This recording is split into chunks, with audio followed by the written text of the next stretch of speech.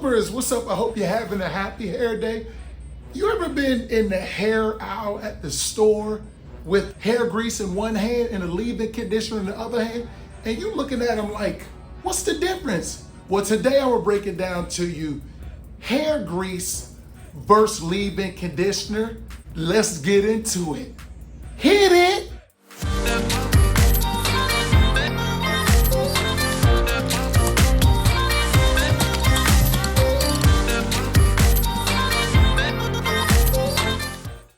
First up is hair grease, or some people like to call it hair dressing.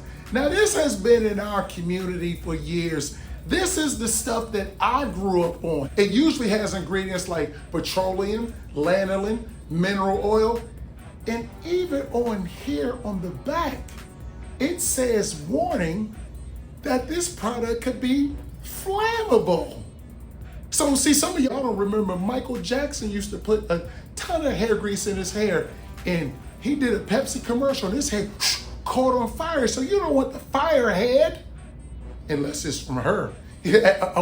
Okay, so I'm sorry, some of y'all are young on here, but you know what I'm talking about. This is a sealant, meaning that it locks in moisture to your hair, but it doesn't actually add moisture to your hair. If your hair is dry, you slap on some grease, it's just dry with a little shine on the top. And another thing, hair grease tends to make your forehead look real oily. Nobody wants the oily forehead. People walking up to you, looking in your forehead like it's a mirror. You like, man, what you doing? Oh no, I'm just seeing how my hair looks. Now let's talk about a leave-in conditioner. This is the real MVP for hair moisture. And a good leave-in conditioner like Dixon 1737 is a water-based product with oils in it, so it can help moisturize and soften your hair.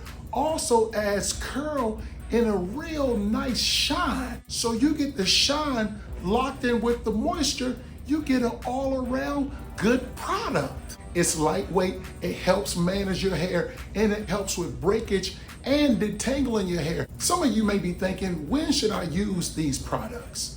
I have an answer for you. You want to use a leave-in conditioner on damp or dry hair because it locks in the moisture and it softens your hair. Now for hair grease, you can use it after you use a leave-in conditioner, kind of like a spritz to seal in the moisture.